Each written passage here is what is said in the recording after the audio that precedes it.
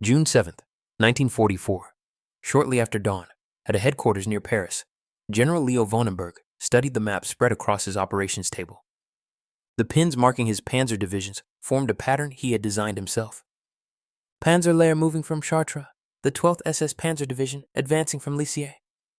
Other armored units converging from across France. On paper, it looked like a hammer about to fall. The Allies had landed in Normandy just 24 hours earlier. Their beachheads were still shallow, still vulnerable, still within reach of a concentrated armored blow.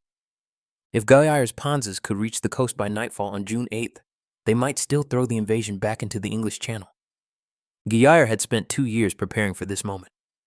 He commanded the most powerful armored reserve in Western Europe. Panzer Lehr alone fielded over 200 tanks and assault guns, plus hundreds of half-tracks and armored vehicles. The 12th SS added another formidable striking force. Together with the other divisions under his coordination, Guyar controlled enough armor to crush any beachhead if he could concentrate it in time. By midnight, he would understand that his panzer army was dying on French roads. Destroyed by an enemy, his training had never prepared him to fight. General Leo von Schweppenberg commanded Panzer Groups, Germany's strategic armored reserve in France. 4 decades in uniform had taught him one lesson. Strike fast, strike hard before the enemy consolidates. He had studied the invasion problem carefully. The first 48 to 70 hours would be critical. During that window, a concentrated panzer attack might split the Allied beaches, just as German armor had done at Dunkirk in 1940. On the morning of June 7th, Guyar had every reason for confidence. Panzer and 12th SS were already moving toward Normandy. The hammer was rising. What Guyar did not yet understand was that the roads themselves had become a battlefield. And on that battlefield, his panzers had already lost. The reports began arriving shortly after 9 hours. At first, they seemed routine. Scattered mentions of air attacks along the approach routes. A fuel convoy hit near Alençon. A column delayed by cratered roads south of Filets. These were the expected frictions of war, the minor setbacks that every military operation encountered. No campaign ever ran perfectly according to plan. Guyar's staff logged the reports and updated the situation map. The overall picture still looked favorable. Panzer was making progress toward its assembly area. The 12th SS was advancing toward Caen. Other units were in motion across the French road network. The timetable had slipped slightly, but such delays were normal in complex operations involving thousands of vehicles and tens of thousands of men. But as the morning progressed, the pattern in the reports began to change. A Panzer battalion commander reported that his fuel trucks had been destroyed by fighter bombers near Argenton. Without fuel, his tanks had halted in an orchard to wait for resupply that might never come. A 12th SS communications officer reported that his signals vehicles had been caught on an open road and burned. 3 staff cars destroyed, 6 men killed. The regimental command net temporarily silenced. By noon, the individual incidents had become a flood. Guyar stood before the map table as his intelligence officers read the latest messages. Column attack near Thuré-Harcourt. 14 vehicles destroyed. Ammunition convoy hit outside Veuil. Explosions continuing for 20 minutes as shells cooked off in the burning trucks. Tank transporters caught on the Files Road. 5 Panthers lost before they could even reach the battlefield. A medical unit strafed near Mortagne.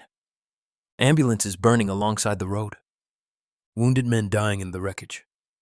The operations officer attempted to maintain the overall picture. The divisions were still moving forward. The schedule had slipped certainly, but the counterattack was still possible. Losses were within acceptable parameters for a major operation. Guyar listened in silence. He was a veteran of campaigns where air attack had been a nuisance, not a catastrophe. He had seen the Luftwaffe dominate the skies over Poland and France in the early years of the war. He had watched German columns advance in daylight, protected by friendly fighters overhead, confident that the sky belonged to them. But the reports continued, and with each hour the picture grew darker. By mid-afternoon, Guyar's staff was tracking a pattern they had never encountered before. The attacks were not random. They were systematic. Every major road leading toward Normandy was under continuous surveillance. Every column that moved in daylight was being found and struck within minutes.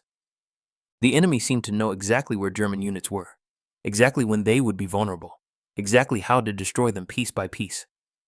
Something had changed in warfare, and Guière was only beginning to understand what it was. What Goya could not see from his headquarters near Paris was the machine the Allies had built above the roads of France. By June 1944, the Western Allies controlled an air force of staggering size and sophistication. The American 8th and 9th Air Forces, combined with the British Royal Air Force, could put thousands of aircraft into the sky over France on any given day. For the specific task of destroying German movement, they had developed something unprecedented, an integrated air-ground system designed to turn transportation networks into killing zones. The weapon of choice was the fighter bomber. The American P-47 Thunderbolt was a beast of an aircraft, 7 tons of engine, armor, and firepower that could carry 2,000 pounds of bombs or 8 rockets while still retaining the performance to fight other aircraft. Pilots called it the Jug, short for Juggernaut. It could absorb punishment that would destroy lighter fighters. The British Hawker Typhoon was equally fearsome. Armed with 860 Thunderbolt rockets, each capable of penetrating the armor of most German vehicles, the Typhoon had been specifically optimized for attacking armored columns and strong points. Its pilots had trained for months on the art of the diving attack, releasing their rockets at precisely the right angle and altitude to maximize destruction, while minimizing their own exposure to ground fire. But the aircraft were only part of the system. Months before D-Day, Allied planners had launched the Transportation Plan, a systematic campaign to destroy French railways, bridges, and road junctions. In May 1944 alone, Allied bombers had dropped tens of thousands of tons of explosives on rail yards from Paris to the English Channel. Bridges across the Seine and Louise rivers had been systematically demolished. Key road junctions had been cratered and re-catered until they became impassable. The goal was simple. When the invasion came, German divisions would find their railways broken and their roads funneled into predictable routes that Allied aircraft could patrol with deadly efficiency. Then for the invasion itself, the Allies deployed something Guière had never faced: real-time tactical control that linked aircraft to ground forces in a seamless network. Mobile radar stations, some mounted on trucks near the Normandy beaches, could track aircraft across the battle area.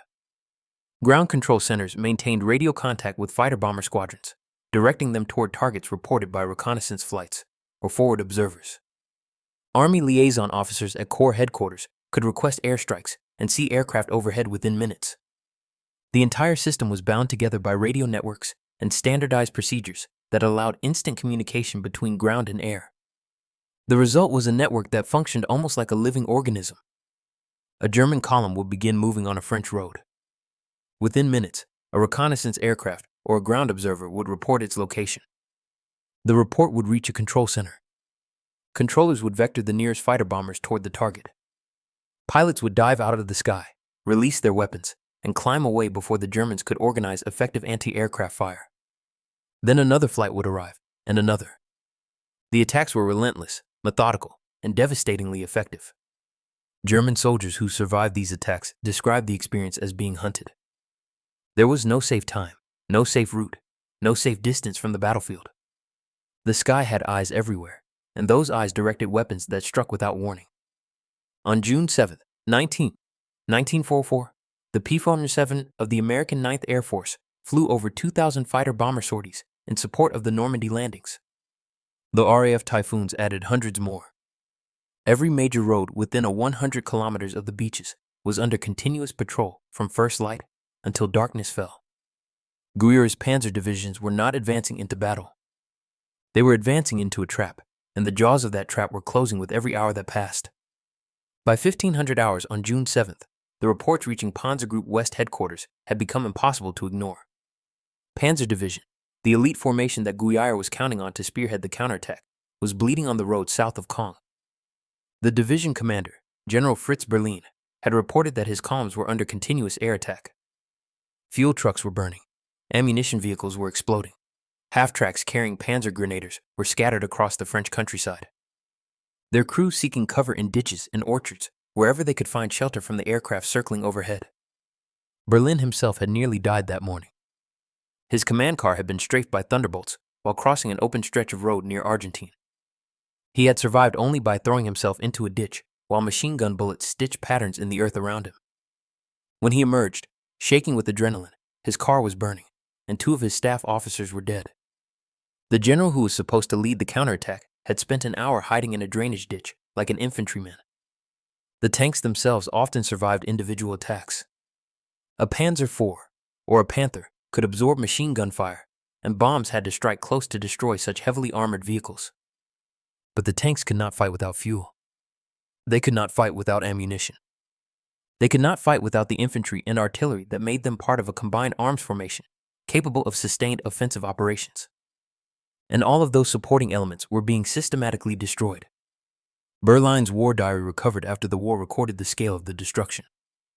In a single day's march, Panzer lost over 80 vehicles to air attack.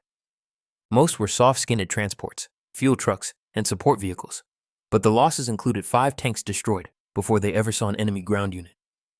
His division was being dismembered on the march. The 12th SS Panzer Division fared no better. Its columns pushing toward K from the east were caught on open roads in the afternoon sunlight. Typhoons armed with rockets descended on the young soldiers of the Hitler-Jugend Division with methodical precision. Veterans who had survived years on the Eastern Front themselves, helpless against an enemy they could not shoot back at. An enemy that struck from the sky and vanished before any response was possible. At Panzergruppe West headquarters, Gueyer's staff tried to maintain order. They rerouted columns onto secondary roads. They ordered movement restricted to dawn and dusk. They requested Luftwaffe fighter cover to protect the approaching panzers. The request went unanswered. The Luftwaffe, gutted by months of attrition over the Reich, could not contest Allied air superiority over France. German fighters that rose to challenge the Allied aircraft were outnumbered and hunted down. On June 7th, the Luftwaffe flew fewer than 300 sorties over Normandy. The Allies flew over 10,000. By evening, Gueyer faced a situation his training had not prepared him to address. His divisions were still nominally moving toward Normandy. Arrows on the map still pointed toward the beaches. But the reality behind those arrows had become a nightmare of burning vehicles, scattered units, and broken communications. The counterattack he had planned was not going to happen on June 8th. Perhaps not on June 9th. Perhaps never. The moment of clarity came sometime after 9 p.m. Guy stood alone before the operations map. His staff had retreated to their duties, processing the endless stream of reports, trying to impose order on chaos.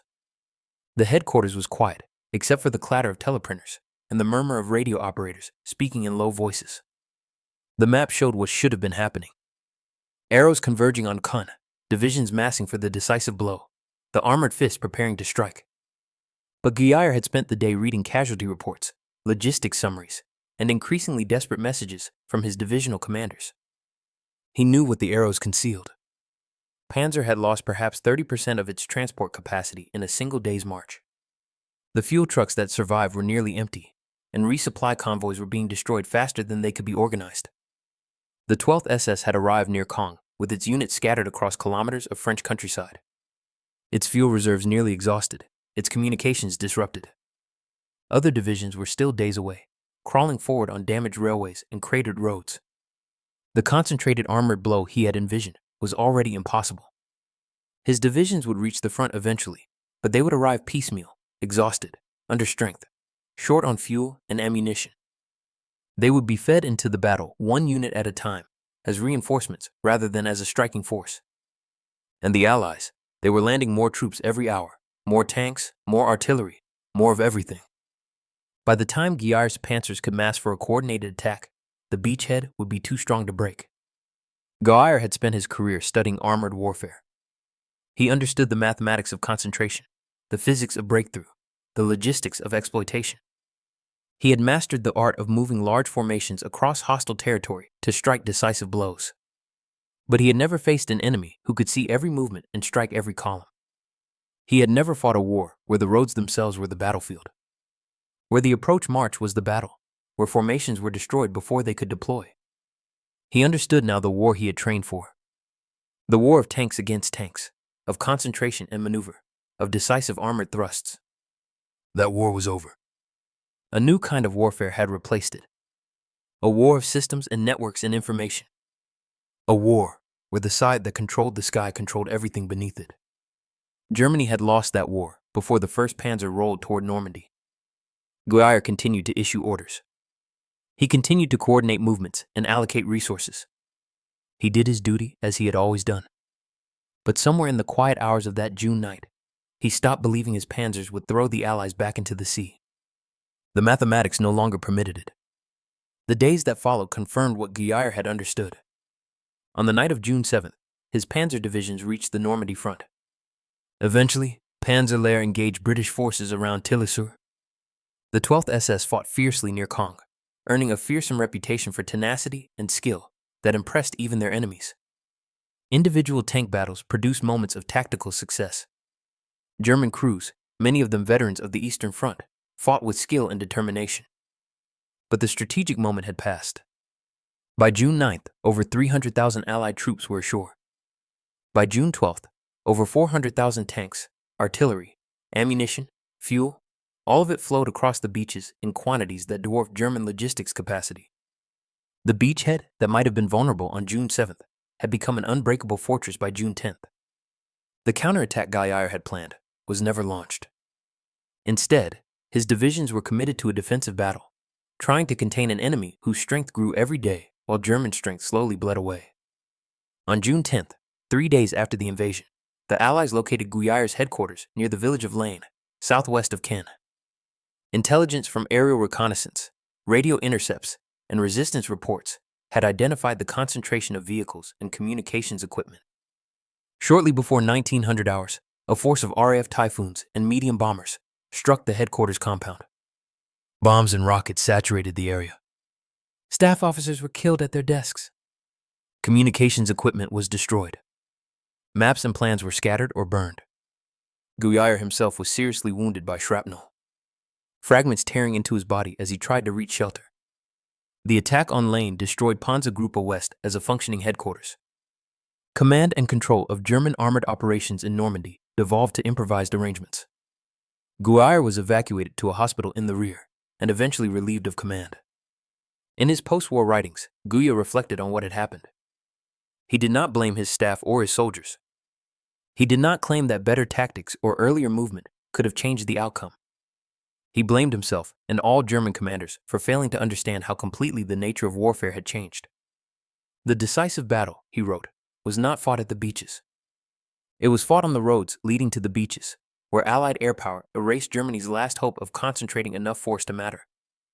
The Battle of Normandy continued for 2 more months. German forces fought for every hedgerow, every village, every crossroads. The panzer divisions that had been savaged on the roads of June 7th continued to resist with determination and skill. They inflicted heavy casualties on Allied forces. They contested every advance.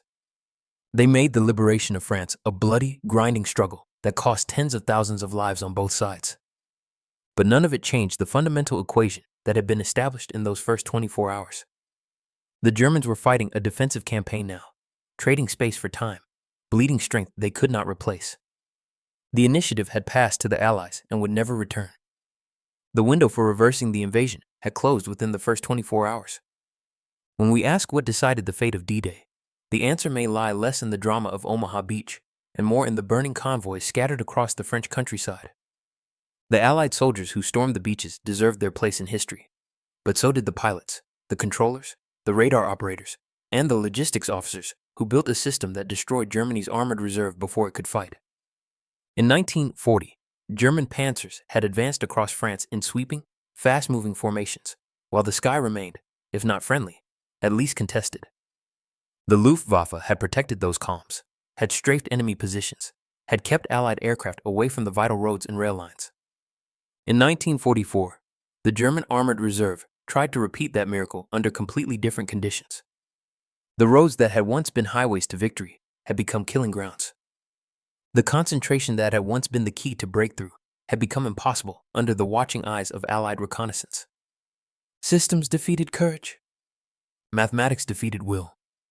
And the general who spent 24 hours watching his panzer army die on French roads learned a lesson that would define warfare for generations to come. Control the sky, and you control everything beneath it. Thanks for watching. If you found value in this story, like this video and subscribe to the channel.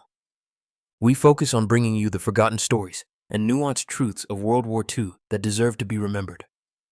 If you enjoyed this video and want to see more stories from World War II, make sure to subscribe to the channel. Your support helps us bring more forgotten battles, hidden histories, and untold soldier stories to life.